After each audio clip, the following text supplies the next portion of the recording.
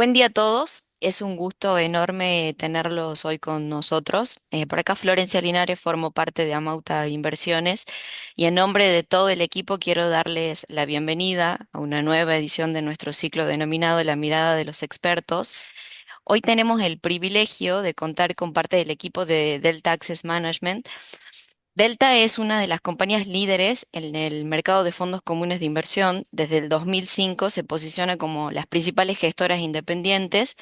Trabajan para ofrecer una amplia gama de productos administrados por un equipo de profesionales altamente capacitados y con una exitosa trayectoria tanto en el mercado financiero local como internacional. Con nosotros está Bárbara Gueresta. Ella hoy lidera el equipo de estrategia de la mesa de inversiones de Delta.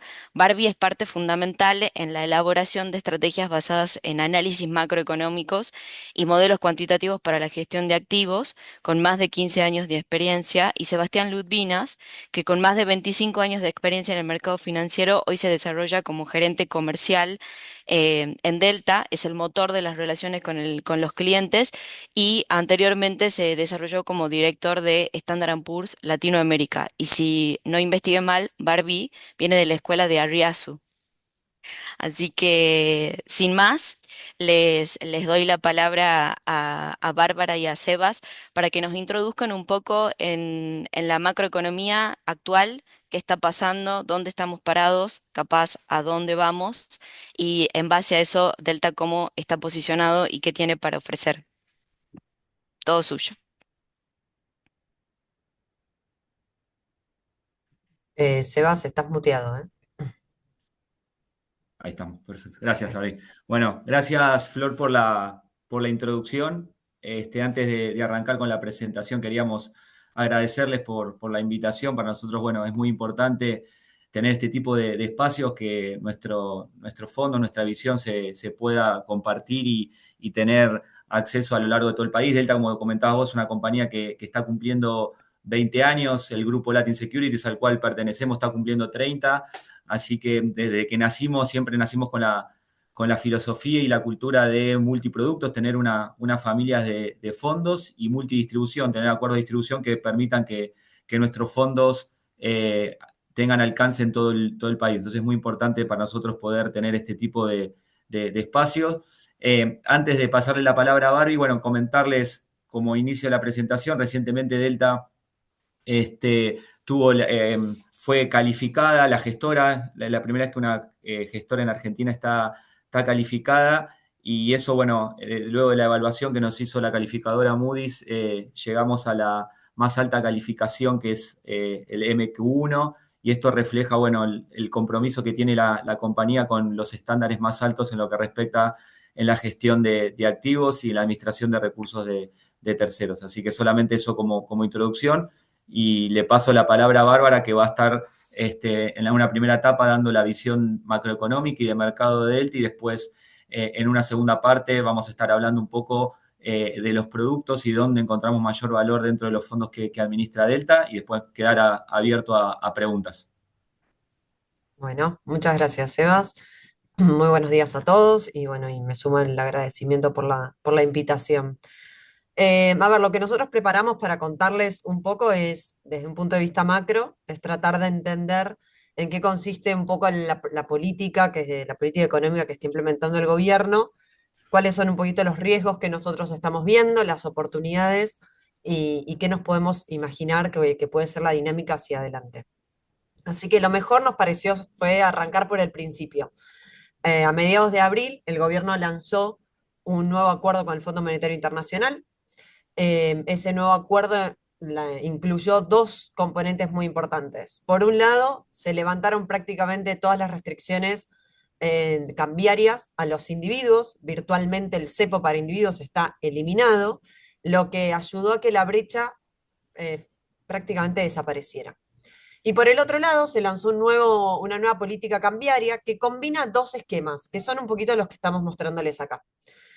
Por un lado, el área naranja representa una zona que se llama de flotación administrada. ¿Qué significa? Que el tipo de cambio adentro de esa banda, que se va ampliando a lo largo del tiempo, como ustedes pueden ver acá, el tipo de cambio va a ir flotando. Y tanto el Banco Central como el Tesoro se reservan el derecho de eventualmente intervenir para acumular reservas, si así lo quisieran, o para morigerar un poquito la volatilidad del tipo de cambio en momentos donde ellos considere, el gobierno, ¿no? Donde el gobierno considere que la volatilidad es excesiva, podrían llegar a intervenir adentro de la banda. Pero la norma es que se mantengan afuera del mercado cambiario cuando el tipo de cambio está dentro de esta banda. Si el tipo de cambio, que es esta línea que es como se vino moviendo el tipo de cambio en el último tiempo desde que lanzaron el programa, si el tipo de cambio por algún motivo tocara la banda superior, automáticamente el sistema cambia y se convierte en uno de convertibilidad, donde el Banco Central vende todos los dólares necesarios a este tipo de cambio. Y si el tipo de cambio, por el contrario, tocara la banda inferior, hace lo contrario, sale a comprar dólares a este tipo de cambio para evitar que se siga apreciando. Desde que lanzaron el programa, el tipo de cambio se mantuvo en la mitad inferior de la banda de flotación. Y eso permitió, de alguna manera, mantener el sendero de desinflación. El Banco Central, desde que lanzaron el programa, prácticamente no intervino en el mercado de cambios. El Tesoro, entendemos que algo está comprando con su superávit fiscal, pero el Banco Central se mantuvo al margen. Este gráfico que ustedes ven acá es la evolución de las compras en dólares por parte del Banco Central en el mercado de cambios desde que este gobierno asumió en enero de 2024. Hay que tener mucho cuidado cuando uno mira estos números a la hora de pensar hacia adelante, porque toda esta primera parte de acumulación de reservas se dio con cepo y con, no sé si recuerdan, pero el año pasado, a principios del año pasado, el gobierno decidió recalendarizar los pagos de importaciones. Entonces no se podían pagar importaciones y eso es lo que le permitió al gobierno acumular esta cantidad de reservas. Algo parecido, pero a la inversa, ocurrió en los meses de marzo y abril. Ya sabíamos que se venía el acuerdo con el fondo, se generó mucha incertidumbre alrededor de lo que iba a pasar, muchos rumores de una devaluación, y cuando todos creemos que van a devaluar, todos hacemos lo mismo. Los que tienen que pagar cosas adelantan los pagos, los que tienen que vender dólares retrasan las ventas, y el Banco Central tuvo que salir a defender el tipo de cambio y terminó vendiendo. En el mes de mayo y en lo que va de junio, el Banco Central no compró dólares por decisión del Banco Central. Podría haberlo hecho, porque de hecho el tipo de cambio prácticamente no subió y hubo una convergencia desde arriba hacia abajo y se cerró la brecha porque el contado con liquidación bajó hacia el oficial, pero el Banco Central decidió mantenerse al margen. Cuando nosotros tratamos de entender por qué el Banco Central hizo esto, nosotros creemos que se debe a la evolución de la inflación. El gobierno está priorizando continuar con el sendero de desinflación. Este gráfico que ustedes ven acá muestra la evolución mensual de la inflación, también desde enero de 2024, y fíjense cómo la inflación bajó, obviamente bajó mucho más rápido de lo que esperaba el consenso de los analistas. 1,5 fue el dato de mayo. Esta es nuestra proyección en nuestro escenario base de acá hasta fin de año. Nosotros estamos esperando que la inflación esté por abajo de 25% este año. Podría incluso estar abajo de lo que nosotros creemos si se dan algunas condiciones, pero nosotros mantenemos nuestra proyección de entre 20 y 25% en un rango más bien amplio. ¿Por qué creemos que el gobierno está buscando desinflar más rápido? Porque cuando asumieron había un mandato social muy claro. Había que bajar la inflación. La inflación fue más de 200% en el 2023 y cuando estamos tan cerca de la hiperinflación, la demanda social es clara. Hay que bajar la inflación a como dé lugar. Entonces nosotros entendemos que el gobierno quería dar la señal de que levantando el cepo y manteniendo controlado el tipo de cambio, la desinflación no se iba a interrumpir. El riesgo de que se genere una devaluación en el momento del levantamiento del cepo podía ponerle fin al proceso de desinflación y eso tenía un impacto directo en lo que era obviamente todo el programa económico y por supuesto las elecciones. ¿Hay un riesgo en esta estrategia? Bueno, nosotros creemos que sí. El riesgo está en no tener pesos suficientes para sostener la recuperación económica. ¿Y por qué lo digo? Porque el Banco Central, cuando se mantiene al margen del mercado cambiario y no acumula reservas adentro de las bandas, no está generando los pesos para comprar esas reservas. Y la economía, como ustedes ven acá, viene creciendo a un ritmo de 6% anualizado. Esa recuperación económica es dispar. Hay sectores que son líderes, como por ejemplo este que están viendo acá, intermediación financiera, los créditos bancarios, agricultura, minería. Estos son sectores que lideran la recuperación al punto tal que hoy se ubican operando incluso por arriba de los niveles de 2023. Y hay otros sectores que son los que están, los seguidores, digamos, industria manufacturera, construcción, comercio, que se sumaron a la ola, digamos, de la recuperación en los últimos meses, pero que todavía están bastante por debajo de los niveles de 2023. Y casualmente, estos tres sectores son sectores más intensivos en mano de obra. ¿Qué queremos decir con esto? Que si el Banco Central decide, bueno, nosotros nos mantenemos, se decide mantenerse al margen del mercado de cambios y no otorga los pesos para acumular reservas, no hay pesos suficientes para sostener esta tasa de recuperación económica. Y el riesgo que se genera al ahogar la economía por escasez de pesos es que esta recuperación se empiece a ralentizar. ¿Y por qué nos preocupa esto? ¿O por qué lo tenemos que monitorear? Porque van a ver que no es que nos preocupe tanto, pero ¿por qué hay que monitorearlo? Por dos factores. Por un lado, porque así como recién dije que cuando el gobierno asumió, nosotros entendimos que el mandato social era muy claro y era bajar la inflación, nosotros creemos que el argentino en promedio es bastante tolerante con la inflación. Y que cuando ya estamos hablando de una inflación de 20% anual, que es la tasa a la que hoy está moviéndose la inflación en Argentina, la demanda social empieza a cambiar y empieza a ocupar un lugar más preponderante la recuperación económica, la calidad de vida, llegar a fin de mes, el empleo, todas palabras que se derivan de mayor crecimiento económico. Entonces sí puede haber un efecto en lo que es la satisfacción del votante si la economía empieza a ralentizar su tasa de crecimiento. Y el otro efecto, que para nosotros es subyacente, pero incluso hasta más importante, es que necesitamos que la economía mantenga una cierta tasa de crecimiento para poder garantizar los ingresos fiscales suficientes que no le compliquen al gobierno su meta de superávit fiscal. Recuerden que este gobierno, cuando asumió, una de las principales cosas que dijo fue vamos a hacer el ajuste fiscal y vamos a volver a tener superávit fiscal. Para tener superávit fiscal se ha hecho un ajuste de gasto, pero también hay que aumentar la recaudación. Y para mantener una recaudación alta se necesita cierta tasa de crecimiento. Entonces nos preocupa si el PBI empieza a ralentizar su ritmo de crecimiento, podríamos tener algún impacto en el superávit fiscal, que es el principal ancla que tiene este gobierno. ¿Es nuestro escenario base? No.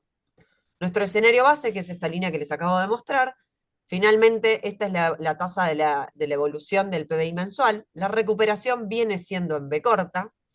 Entonces, nosotros lo que estamos estimando, que es esta línea que está acá, la violeta, nosotros estamos estimando que la tasa de crecimiento para este año se va a mantener entre 5,2 y 5,5. Y este es el número que necesitamos que se mantenga para asegurar con cierta tranquilidad que el superávit fiscal va a estar alrededor del 1,5, 1,6% del PBI. Entonces, por eso nos interesa monitorear en actividad económica. Ahora bien, ustedes me podrían preguntar a mí, ¿por qué? Si estás presentando estos riesgos, si el Banco Central se está manteniendo al margen del mercado cambiario, ¿por qué mantenemos un escenario base que todavía es bastante constructivo? Digamos, no estamos esperando que caiga el PBI, no estamos esperando que la inflación se acelere. ¿Por qué somos igualmente constructivos? Y la respuesta está en este gráfico. Porque para nosotros la acumulación de reservas no es la única manera de darle pesos a la economía. Para nosotros existen tres maneras. Uno es encajes bancarios, que el Banco Central modifique los encajes que tienen que tener los bancos para permitirles dar más crédito y de esa manera remonetizar la economía. Todavía no hubo cambios de encajes, de hecho en el margen los encajes estuvieron subiendo porque se estuvieron ordenando ciertas, y se van a seguir ordenando, ciertas diferencias y discriminaciones cruzadas que hay con el tema de los encajes bancarios. Creemos que en el corto plazo esos encajes van a seguir subiendo un poquito más. Cuando todo eso se acomode, creemos que hay espacio en algunos meses para que los encajes eventualmente empiecen a caer, pero eso por ahora no está ocurriendo. La segunda manera es que el sector privado decida vender dólares. Cuando el sector privado decide vender dólares, hay presión a la apreciación del tipo de cambio, el tipo de cambio toca la banda inferior y como les decía antes, el Banco Central sale, compra dólares y acumula reservas. No es nuestro escenario base. nuestro escenario base no es que el tipo de cambio toque la banda inferior. Para nosotros va a ser muy difícil que el tipo de cambio toque la banda inferior. Lo que sí tenemos que decir es que en nuestro escenario base, eventualmente creemos que el Banco Central va a intervenir adentro de la banda. O sea, que este dogmatismo que está mostrando el gobierno, que es bastante novedoso, porque hasta acá el gobierno siempre ha sido muy pragmático, este aparente dogmatismo que se está mostrando de no intervenir adentro de las bandas, para nosotros es transitorio. En algún momento, cuando la inflación baje lo suficiente, bueno, eventualmente el Banco Central se va a animar a intervenir adentro de la banda y a acumular algo de reservas. De hecho, el Tesoro creemos que ya empezó a hacerlo. O sea, de hecho, el ministro de Economía dijo que en algún momento habían comprado 200 millones de dólares. Creemos que podrían haber comprado incluso un poco más, o que podrían comprar un poco más estos días.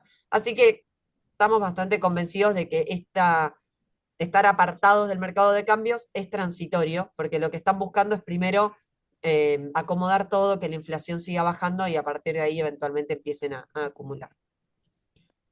Y la tercera manera es bajando títulos públicos. Todas aquellas personas, empresas o individuos que tienen títulos públicos que están por vencer, al momento del vencimiento tienen dos decisiones para tomar. Me compro un bono nuevo o me quedo con la plata. Si yo decido quedarme con la plata, estoy remonetizando la economía, me hago de los pesos necesarios para poder llevar adelante el sostenimiento de la actividad económica, como decía antes. La diferencia entre el 2 y el 3, o sea, lo importante en el 2 y el 3 es que es una decisión de la gente. ¿Cuántos dólares vende o cuántos bonos deja vencer? En función de un montón de cosas, de la confianza que tiene en el programa principalmente, de la expectativa de tipo de cambio, de la expectativa de inflación. Em, es lo que va a de la tasa de interés, es lo que va a decidir la gente.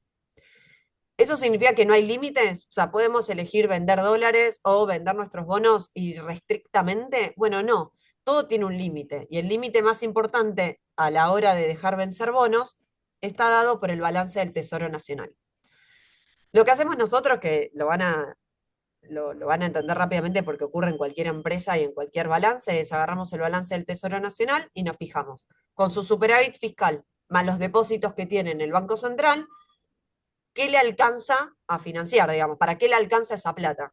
Le puede alcanzar. Nosotros lo que entendemos es que en nuestro escenario base, por eso vuelvo a decir la importancia de que el PBI se mantenga en esta senda de crecimiento, con el superávit primario más los depósitos que tiene el Banco Central, usando una parte de los depósitos que tiene el Banco Central, el Tesoro puede hacer frente al vencimiento de todos los bonos globales de este año. De hecho, los dólares para pagar los globales de este año, que ahora en este mes obviamente ya los tiene, pero además puede hacer frente a pagos netos de deuda en pesos. Es decir, el gobierno tiene la plata necesaria para financiar un rollover de deuda, una tasa de renovación de los vencimientos de la deuda en pesos tan baja como 80%. Y este es otro indicador que nosotros estamos monitoreando. Nosotros queremos ver tasas de renovación menores a 100%, con tasas de interés de esos bonos que van cayendo nominalmente. Y eso para nosotros sería saludable. Dejar pesos en la calle para no ahogar la economía, con tasas de interés cada vez más bajas, va a ser parte del círculo virtuoso que deberíamos estar viendo. Y ese es otro indicador que nosotros estamos monitoreando. Y Barbie, sí, te interrumpo 2 segundos. ¿Puede ser que el punto 3 se dio incluso en la última licitación? O sea, se empezó a ver en la última exactamente. licitación Así es. Sí, con de hecho, una renovación muy baja. muy Eh, baja, sí. sí, como, sí, sí, sí, de como 50%. 59, sí, más o menos. Exacto. A ver, de hecho te voy a decir más. A nosotros nos venía preocupando que en las licitaciones previas a la última, la tasa de rollover era de más de 100%. Y la verdad que era una preocupación para nosotros, porque de hecho no se estaban generando los pesos necesarios y estábamos viendo una baja fuerte de los bonos y una suba de la tasa de interés. Porque al final del día todo compite en nuestra restricción presupuestaria. Sí. Entonces, si yo necesito pesos, de algún lado los tengo que sacar. Entonces se genera una venta de bonos con el agravante de que eso puede terminar generando un sell-off de los bonos. Entonces caían los precios de los bonos, subían la tasa de interés porque estábamos todos tratando de hacernos de los pesos en un mes donde hay mucha demanda de pesos, que es el mes de junio. De junio, exacto. Cuando vimos la última licitación, la parte buena es lo que vos decís. Bueno, finalmente llegó el rollover bajo. La parte mala es que no había más oferta que esa. O sea, el rollover fue 60% porque no había más, no hubo más oferta de pesos para entrar a la licitación. Es como que llegaron al extremo, ¿no? Los llevaron al extremo. En lugar de ir dejando un poco de plata todo el tiempo, es como que ya se ahogó tanto la economía que en la licitación no tuvieron otra alternativa más que dejar plata en la calle. Y eso no es una muy buena señal, la verdad, pero lo estamos monitoreando, ¿sí? Esa es un poco nuestra idea. Lo que nosotros entendemos es que de acá a fin de año, ese 80% de rollover que nosotros estamos poniendo acá es el suficiente para remonetizar la economía, lo necesario para sostener el 5% de De crecimiento, ¿sí? crecimiento. O sea que podríamos ver algo o sea, en el mejor de los mundos, tendríamos que ver algo en el medio. Un banco central que eventualmente compra algo de dólares y un tesoro que tiene una tasa de rollover entre 80 y 90%. Eso sería como el mejor de los mundos. Pero es un número que hay que monitorear. Y ya que sigo hablando de la compra de dólares, me pareció que estaba bueno agregar este gráfico donde ahí empezamos a escuchar muchas dudas de, bueno, ¿qué va a pasar en el sector externo? El tipo de cambio está atrasado, el Banco Central no compra dólares, el campo estuvo vendiendo extraordinariamente y va a seguir vendiendo de manera extraordinaria en el mes de julio. ¿Qué va a pasar con el tipo de cambio después? Y este es un gráfico sencillo, pero que lo que nos va a permitir a nosotros es contarles un poco qué es lo que estamos viendo, qué nos preocupa y qué no nos preocupa del sector externo. Las barras que ustedes ven acá, perdón, la línea verde que ustedes ven acá es la cuenta corriente cambiaria. Cambiaria es porque es base caja, no es la de vengada de balanza de pagos que todo el mundo mira, es una cuenta corriente cambiaria que es la que publica el Banco Central. Fíjense y las barras muestran la cuenta financiera privada de la misma fuente de datos. La cuenta financiera privada es básicamente los dólares que todo el sector privado decide comprar. Cuando el sector privado compra dólares, las barras son negativas. Cuando el sector privado vende dólares, las barras son positivas. ¿Sí? Hecha la distinción, quiero que miremos un segundo las barras y que miremos los años de esas barras. Crisis con el campo, previo a la instalación del cepo, crisis 2018-2019, cepo cambiario, levantamiento del cepo. Aunque haya cepo, cuando la gente se quiere ir, se va, punto. ¿Sí? Entonces, cuando hay confianza, la plata entra. 2016, en el 17 ya empezamos a ver algunas cositas, algunas cosas raras, en el 18 se dio la gran crisis. Acá, esto fue los primeros años del cepo, no entraba gran cantidad de dinero, pero no se podía ir, y en este contexto acá obviamente falta la brecha volaba. Acá la brecha voló también y sin embargo había pérdida de reservas. No tenemos acá los 90, en los 90 porque no estaba, estas estadísticas son desde el año 2003, pero en los 90 el ingreso de capitales fue muy fuerte. 2024, se levanta el cepo, entran capitales. El principal impulsor de las barras azules es la confianza. Con confianza la gente vende dólares, con desconfianza la gente compra dólares. Y además el argentino tiende a ahorrar en dólares. Entonces, y fíjense que en la época en donde había fuerte salida de dólares, acá, había superávit de cuenta corriente. El superávit de cuenta corriente no garantiza, bajo ningún punto de vista, que se puede evitar una crisis cambiaria. El superávit de cuenta corriente naturalmente implica que hay alguien del otro lado que está comprando dólares. Entonces, lo que nosotros decimos es, cuidado con la interpretación del resultado de la cuenta corriente.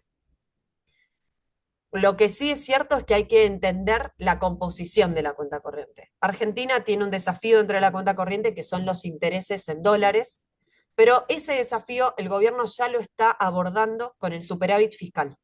Entonces, los intereses en dólares, el gobierno ya los puede pagar con superávit fiscal. Entonces, si nosotros la cuenta corriente la separamos entre sector público y sector privado, en realidad lo que estamos viendo es que es el sector privado el que está aumentando sus importaciones y que naturalmente lo que deberíamos ver es que si estamos recapitalizándonos porque hay inversiones, tendríamos que ver un ingreso de capitales en el 2025, que por supuesto no lo pusimos a propósito, porque esa es la gran incógnita de este año. Si nosotros vemos que el sector privado está invirtiendo y que es el propio sector privado el que se financia sus importaciones, no va a haber crisis cambiaria, aunque el campo deje de vender dólares a partir de julio o agosto. Obviamente el mercado cambiario en Argentina tiene estacionalidad. Esa estacionalidad hace que en algún momento, bueno, se pueda teclear un poco más o un poco menos, pero nosotros no estamos viendo un problema estructural siempre y cuando se dé lo que acabo de decir.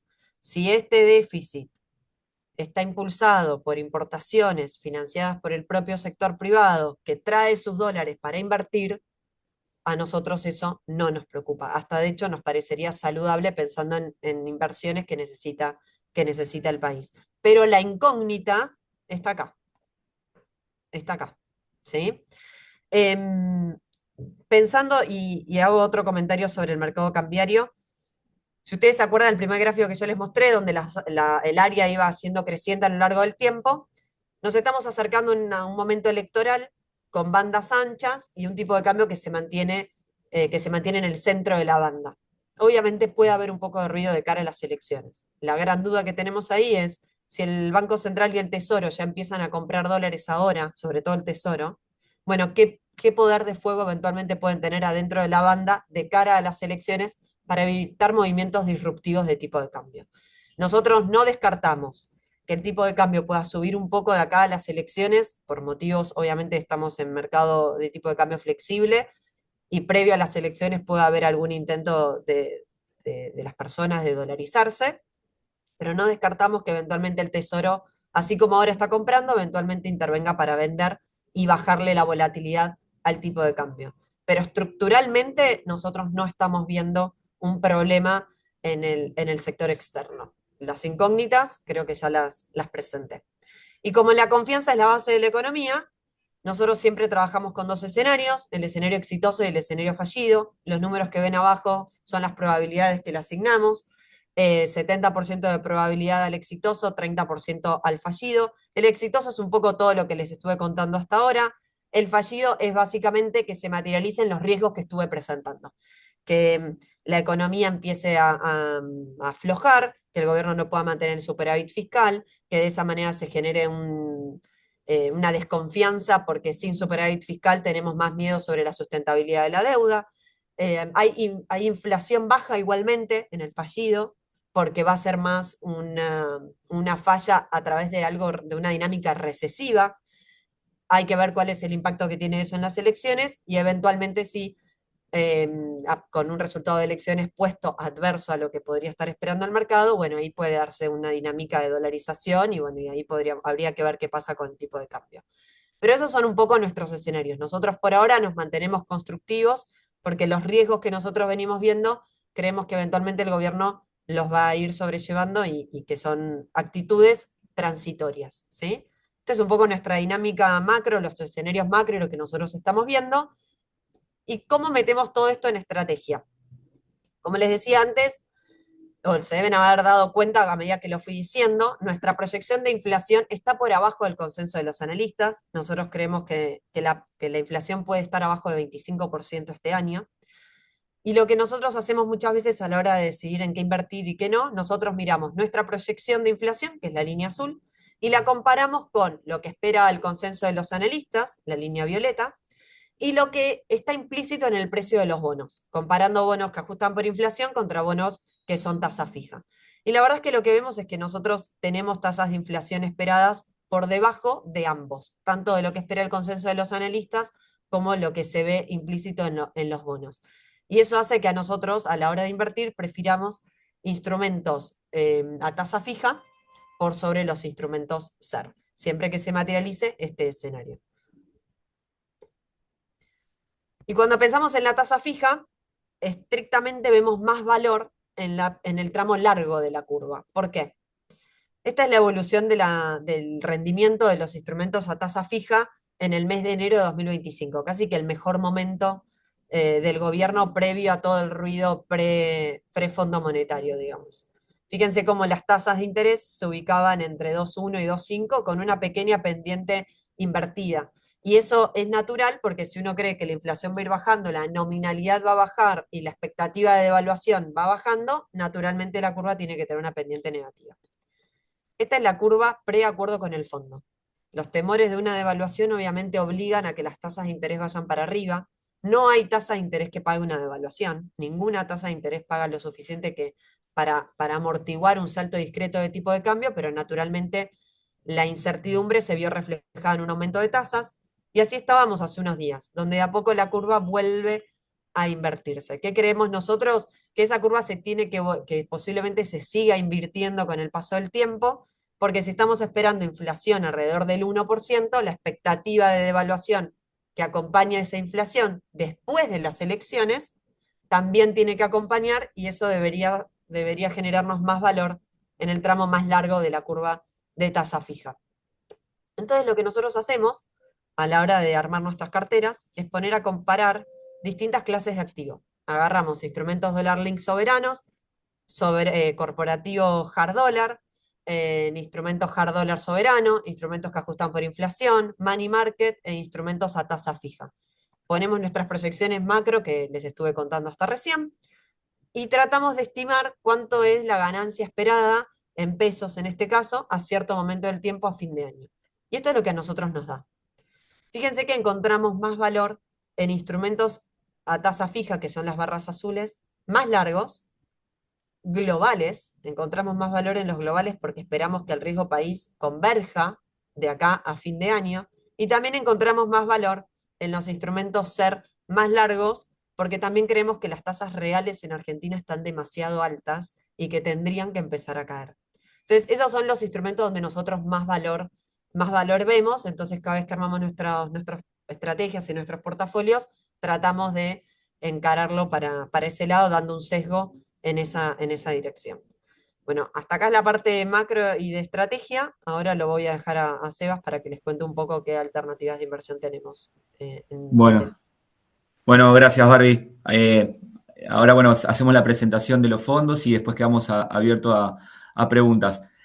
Antes de entrar de lleno a los productos, siempre es interesante entender un poco los flujos y cómo se está moviendo en términos de tipo de fondos y de tipo de clientes, qué movimiento estamos viendo en la industria de fondos, porque eso también habla dónde se están posicionando los principales actores del mercado, ¿no? Entonces, lo que vemos que la industria en los últimos años venía muy posicionada en fondos de money market. Fíjense que al cierre del 2024 estaba más o menos el 60% de la industria estaba en fondos de money market. En los últimos años estuvo en aproximadamente el 50 y 60%.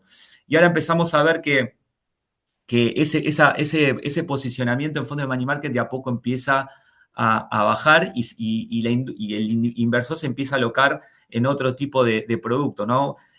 Y eso se vio a lo largo de la historia de la industria en momentos de mayor estabilidad. Fíjense si nos paramos en los años 2017, por ejemplo, o mismo 2007, la composición de la industria estaba mucho más diversificada en los diferentes productos. Entonces, lo que nosotros esperamos hacia adelante es que si se da nuestro escenario base de donde el gobierno logra implementar exitosamente el plan económico, seguramente empecemos a ver que mayor posicionamiento en fondos de mayor riesgo, ¿no? Mismo en lo que es una empresa que hace lo que es cash management para eficientizar exceso de liquidez de corto plazo, bueno, tal vez en un momento de estabilidad se busque alternativas en fondos de renta fija a corto plazo, que eso ya se empieza a ver, y mismo que empiecen a ganar protagonismo fondos de renta fija de mayor riesgo para el inversor, para el individuo o de acciones. Lo mismo, bueno, si lo vemos por tipo de inversor que estamos viendo en la industria, por tipo de inversor, vemos que cada vez el minorista empieza a ganar, el individuo empieza a ganar mayor protagonismo en la industria y dentro del segmento corporativo vemos que las pequeñas y medianas empresas también se empiezan a animar y a ganar mayor. Ahí, Barbie, si puedes pasar al próximo, ahí que está por tipo de inversor. Ahí está. Acá, bueno, un poco por ti, fíjense que las personas humanas, si vemos la última foto que tenemos a mayo de 2015, representan el 15% de la industria, cuando veníamos a fines del 2022 con 6%, ¿no? Y eso empieza a mostrar que el individuo de a poco se empieza animar y a empezar a eficientizar sus inversiones o excesos de liquidez. También vemos, cuando vemos el tema segmento corporativo, fíjense que las barras celestes, que son las pymes, también empiezan a ganar mayor protagonismo. Y lo mismo, bueno, los que son ADI, que son distribuidores de fondos o inversores institucionales, de a poco empiezan a ganar mayor terreno. Y eso empieza a estar más alineado tanto en términos de productos como de tipo de inversor en lo que son otras industrias de fondos de inversión en la región, ¿no? Cuando vemos Chile, Brasil, el individuo tiene una participación muy, muy alta. Y lo mismo por tipo de producto se ve mayor posicionamiento en productos de mayor valor agregado. Así que es un poco lo que esperamos hacia adelante a medida que se vayan estabilizando las variables macro, que se siga dando esta tendencia que se empieza a ver en los últimos meses. Respecto, bueno, a las alternativas de fondos, ahí Barbie comentaba dónde veía mayor valor. Acá nosotros sintetizamos, Delta gestiona más de 37 fondos, pero lo simplificamos con estas alternativas. Tenemos fondos de cash management, fondos de money market tanto en pesos como en dólares, fondos de renta fija a corto plazo que sirven también para eficientizar exceso de liquidez de corto plazo. Después, a medida que vamos subiendo, ya encontramos fondos donde el horizonte de inversión sugerido es de largo plazo, que pueden ser fondos como los Dollar Link, los fondos que buscan ganarle a la inflación a través de una gestión activa en la curva ACER, o fondos que son más flexibles donde incluyen tanto renta fija o como renta mixta las mejores ideas de inversión de Delta, que eso ahora lo vamos a ver en un poco más de detalle. Empezando por las ideas de cash management, ahí Barry, si puedes pasar al próximo.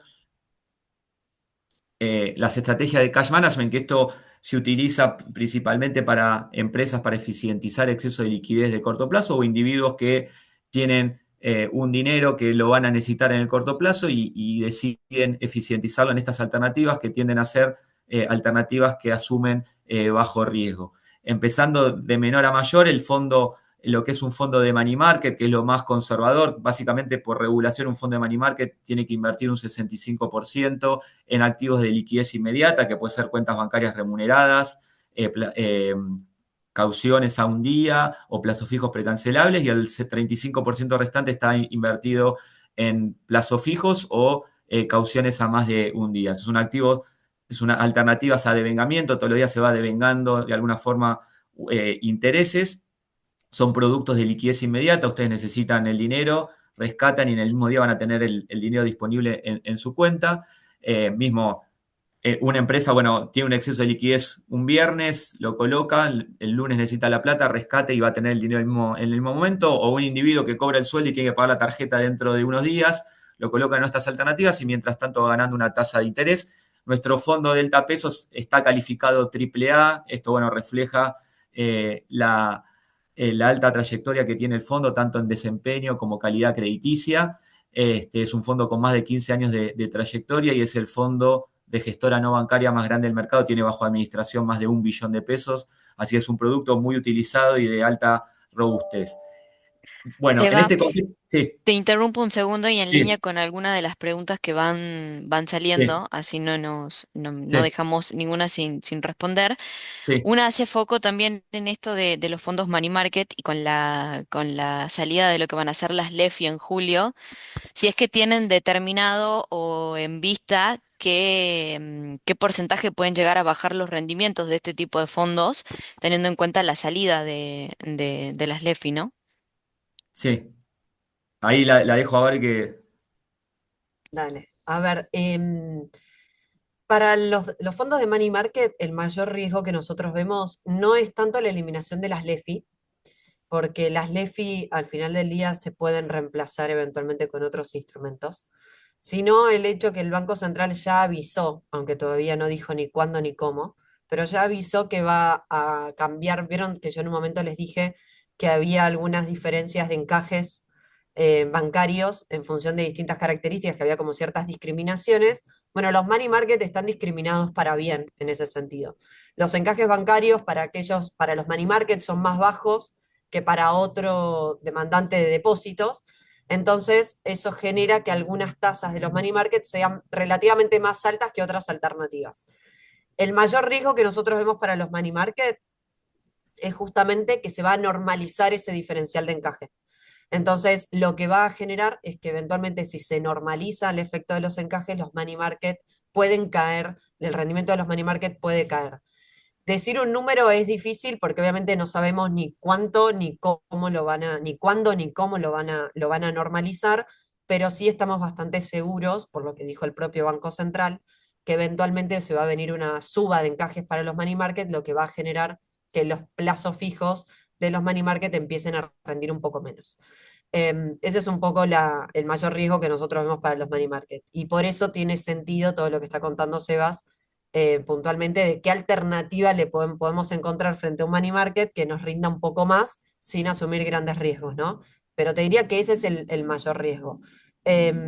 Para responder y no esquivar a la pregunta del cuánto, porque no nos gusta esquivar preguntas a nosotros, em, y no descartamos que pueda haber un impacto de 5 puntos eventualmente en algún momento, pero cuándo no sabemos, ¿sí? Esa es un poco la idea. Pero sí, esperamos que el rendimiento de los money market caiga en los próximos meses. Más allá de Respecto. esto de que esperamos que caiga, va a seguir cumpliendo su rol, que es eficientizar excesos de liquidez de muy corto plazo, porque de vuelta esto es, alguna empresa tengo un exceso de por días y no quiero asumir riesgo y quiero rentabilizarlo, bueno, el money market va a seguir cumpliendo esa función. Tal vez en los últimos años el money market dejó de cumplir esa función o de cumplir esa función, pero además había muchos actores, tanto individuos como empresas, que lo utilizaban como, como un vehículo de inversión más que de eficientizar excesos de liquidez de corto plazo dado el contexto, ¿no? Pero bueno, esa es la naturaleza del money market. Por eso, si vamos de vuelta a escenarios de estabilidad, seguramente que tanto la empresa como el individuo, bueno, ¿qué alternativas tengo manteniendo un bajo riesgo que me dé un poquito más de rentabilidad que el money market? Y ahí entran estos dos fondos que vienen, que es el Delta Ahorro y el Delta Performance. El Delta Ahorro es un fondo que es T+1, esto significa que si ustedes necesitan el dinero, rescatan y se le va a acreditar al día siguiente, y es un fondo que invierte en bonos corporativos BATLAR a tasa fija o lo que haya, de muy buena calidad crediticia, fideicomisos, plazos fijos, y estas alternativas te dan un poquito más de rentabilidad. Para que tengan una referencia, hoy un money market, sí, hoy, ¿no? Sin todavía esto que comentaba Barbie, está rindiendo de tasa nominal anual 27%. Bueno, alternativas como Delta Ahorro, Delta Performance, para compararlo en tasa nominal anual, tienen una tasa, el ahorro del 33% y el Delta Performance, que ahora lo voy a explicar, del 32%. Entonces, es mantener una alternativa de bajo riesgo con un poco más de rentabilidad. Para que tengan una referencia, el Delta Ahorro es un producto que desde agosto de 2019 rinde todos los días positivos. Ahora, hacia adelante puede rendir algún día negativo. Sí, puede pasar que algún día rinda negativo, pero es un fondo que tiene una duration target entre 3 y 6 meses, muy bajo. Es decir, que es la duración del plazo promedio de los activos conforme al portafolio, no supera los 6 meses, está entre 3 y 6. Y eso hace que tenga baja volatilidad. ¿En qué escenario podría rendir negativo? Bueno, que haya un salto brusco de la tasa de interés y eso provoque que el fondo rinda algún día negativo. Pero si rinde negativo, seguramente que en el corto plazo eso lo tendría que recuperar. Y Delta Performance es la alternativa al money market de cash management, pero que invierte en instrumento del tesoro, instrumento del tesoro de corto plazo. Tal vez en la industria se conocen como fondo de LCAPs. A nosotros nos gusta denominar los fondos de LCAPs porque si nosotros vemos mayor valor en un instrumento del tesoro de corto plazo que ajuste por inflación, cero, lo que sea, bueno, lo vamos a alocar dentro de esa alternativa. La duration target es 3 meses, es de muy baja duration. Acá la diferencia es con respecto al ahorro, que el fondo tiene un plazo de liquidación esté cero, se liquida el mismo día. Ahora, el pago del rescate es a partir de las 17 horas, a diferencia del money market que se va pagando durante el día. Y otra cosa a tener en cuenta que, como pueden ver, si ven un poco el desempeño que han tenido las letras, aunque sean cortas en los últimos meses, tienen volatilidad. Y es un fondo que algún día te rinde negativo. Entonces, de vuelta, si una empresa o un individuo tiene un exceso de liquidez por pocos días, tal vez el Delta Performance, digo, menos de una semana o una semana, tal vez no es la alternativa, porque puede ser que te rinda un día negativo y para tener una mala experiencia, por eso ahí aparece el fondo de money market. Bueno, siguiendo un poquito y para terminar y quedar abierto a las otras preguntas, la otra alternativa que tenemos, que esto ya no es cash management, el próximo slide, esto ya no es cash management, sino es renta fija a corto plazo. Tenemos una alternativa que gestiona activamente todas las curvas de renta fija en peso de corto y mediano plazo, con una duration target de un año. Entonces, bueno, si yo digo, el horizonte de inversión acá sugerido son 120 días. Y yo digo, tengo unos pesos que no los voy a necesitar por 120 días y quiero buscar, estoy dispuesto a asumir un poquito más de volatilidad de lo que le presenté hasta ahora. Eh, bueno, tengo esta alternativa que en 120 días tendría que rendir más que el money market, que el ahorro y que el performance. Acá ya es una gestión activa, lo que hacemos es, bueno, ver dónde vemos mayor valor y lo vamos alocando de acuerdo a la visión de nuestro comité de inversión. Es un fondo que, si analizamos esos 120 días o a lo largo del tiempo, es un fondo que tiene más de 10 años de trayectoria, consistentemente ha estado dentro de los fondos de lo que antes se llamaba fondos T más uno, son los fondos de renta fija a corto plazo, dentro de los más rentables, pero hay que estar dispuesto a asumir esa volatilidad. Seguimos avanzando.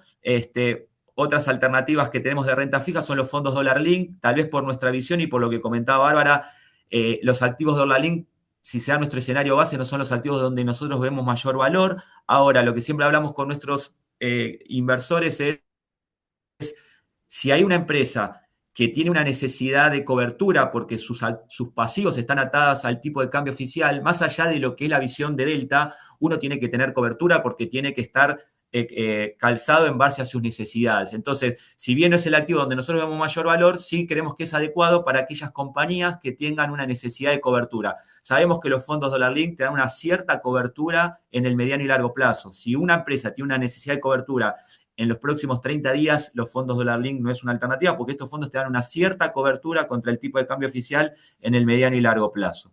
Seguimos avanzando otras alternativas. Si algún cliente busca alguna alternativa donde invertir en activos que estén vinculados a la inflación, tenemos Retorno Real, que busca, este fondo lo que busca es en el mediano y largo plazo tener tasas reales positivas. Lo que hacemos, gestionamos activamente la curva SER. Básicamente, si creemos que hay mayor valor en el tramo largo, nos posicionamos largo. Si creemos que hay mayor valor en el tramo corto, nos posicionamos en el tramo corto. Pero bueno, es una alternativa, como veíamos los activos que mostraba Bárbara, los bonos SER largos hoy ofrecen tasas reales considerablemente positivas, en torno al 10% arriba de la inflación, SER más 10%. Entonces, para aquel inversor que busque este tipo de activos, tenemos esta solución. Bueno, y por último, ya para cerrar, tenemos los fondos más, los que son ahora los fondos de renta fija o renta mixta que vamos a ver, que son flexibles. ¿Qué es un fondo de renta fija flexible? Básicamente, Delta Renta incluye las mejores ideas de inversión de Delta dentro de los, y es importante resaltar esto, dentro de los límites regulatorios.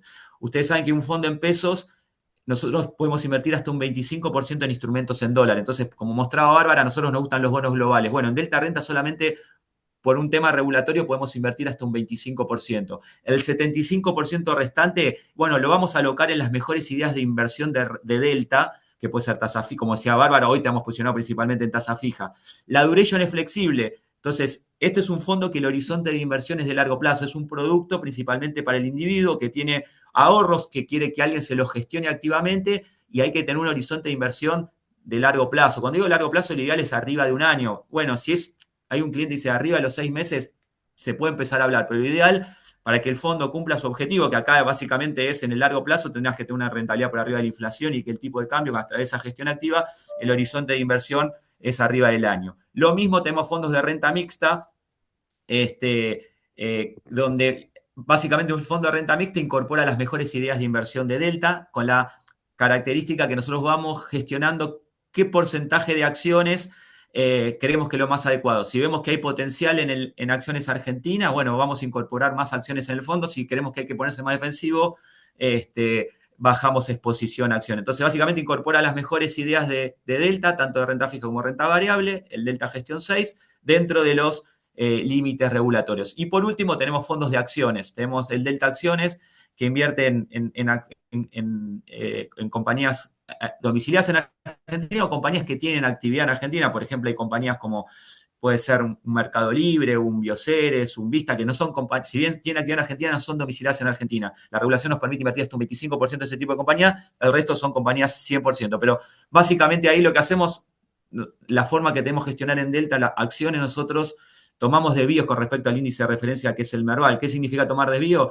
Que, por ejemplo, si X compañía tiene un peso del 20% dentro del Merval y a nosotros esa compañía nos gusta, vamos a tener cero o poca exposición. Entonces, tenemos nuestro propio análisis, invertimos en una compañía es porque la fuimos a visitar, nos gusta el management, hacemos nuestros propios modelos y creemos que eso le va a dar valor a nuestro inversor en el largo plazo. Hoy, como vemos el Merval, nosotros que tal vez para agregar algo de acciones, estamos en un momento de somos optimistas con las acciones argentinas de largo plazo, tal vez de corto plazo estamos un poco cautelosos, vemos una cierta lateralización en el mercado, entonces hoy más de corto plazo estamos cautelosos, pero sí somos optimistas de largo plazo, dado nuestro escenario base. Y por último, las alternativas en dólares, saber que, bueno, hoy para aquel inversor que tiene dólares y los quiere eficientizar sin asumir bajo riesgo, tenemos un fondo de money market, como les comentaba, el Delta Pesos, tenemos el Delta Dólares, que también invierte en plazos fijos, en cuentas bancarias remuneradas. Es una alternativa para remunerar los dólares.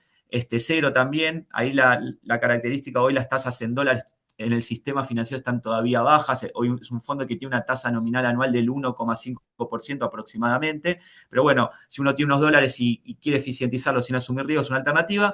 Y después tenemos alternativas en dólares que invierten en bonos corporativos argentinos, como es el Renta Dólares Plus, invierte en los principales bonos corporativos argentinos en dólares. Ahí tenemos exposición a emisiones Ley Nueva York en ese fondo. Después tenemos una alternativa de renta fija latinoamericana y también tenemos una alternativa que gestiona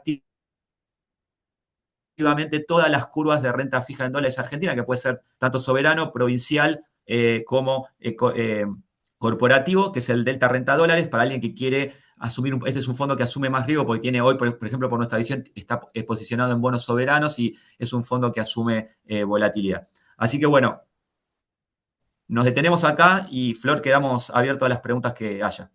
Buenísimo. Entre las consultas, entre las preguntas que tenemos es, teniendo en cuenta el escenario base o exitoso que ustedes plantean y un poco la oferta de productos que nos hicieron, ¿qué combinación de fondos consideran que se amolda mejor a ese escenario base o ese escenario exitoso?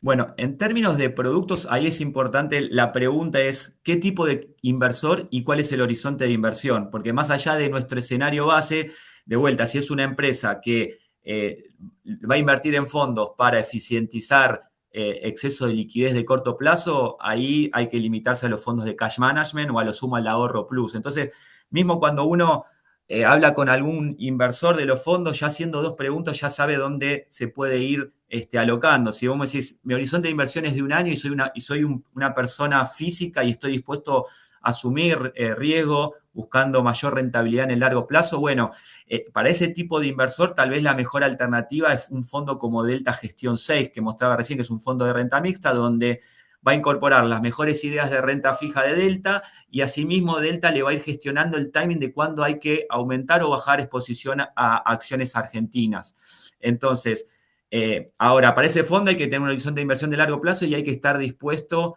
a estar expuesto a volatilidad. Yo siempre cuando hablo con un inversor digo, bueno, invertir lo que te haga dormir tranquilo. Si vos vas a invertir en Delta Gestión 6 y ves que el primer día cae 1% porque ajusta el Merval y te pones nervioso, tal vez no es un producto para vos. Entonces uno tiene que ir limitándolo a su perfil de riesgo, a sus necesidades y al horizonte de inversión. Pero básicamente para un individuo, de vuelta, el Gestión 6 porque sintetiza las mejores ideas, para una empresa en este escenario de estabilización exitoso, que es nuestro escenario base, bueno, tal vez si hoy está posicionado en fondos de money market como alternativa de muy bajo riesgo, bueno, presentamos alternativas para tener un poquito más de Dar un rentabilidad, pasito más allá. un pasito más allá. Entonces esas dos alternativas, y si tiene un horizonte un poco más largo y está dispuesto a esos 120 días, el ahorro plus siempre es una alternativa es una válida teniendo en cuenta esa gestión activa donde nosotros le vamos a ir gestionando entre las mejores ideas de renta fija de corto y mediano plazo. Perfecto. Y una última, si no nos pasamos de tiempo, y esta es para Barbie. ¿En qué nivel imaginan el riesgo país a fin de año? Bueno, nosotros estamos asumiendo un riesgo país alrededor de 450 puntos a fin de año.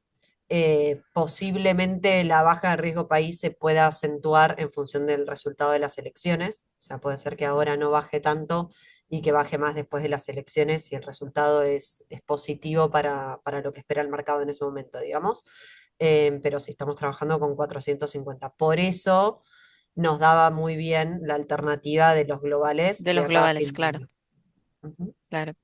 Bueno, muchísimas gracias, Barbie, Sebas. Realmente muy valioso todo lo que compartieron. Creo que es muy útil poder escuchar directamente de quienes gestionan los fondos, entender la filosofía, cómo toman las decisiones y hacia dónde están viendo oportunidades. Y para ir cerrando, desde Amauta queremos agradecerles nuevamente a todos por participar. Esperamos que esta charla les haya llevado claridad y perspectiva y nos vemos en el próximo encuentro. Bueno, Muchísimas gracias. gracias, gracias Flor por el espacio y bueno, y quedamos a disposición ante cualquier consulta o duda que pueda surgir. Perfecto, Exacto. gracias a Muchas todos. Chau, chau. gracias. Hasta luego. Gracias.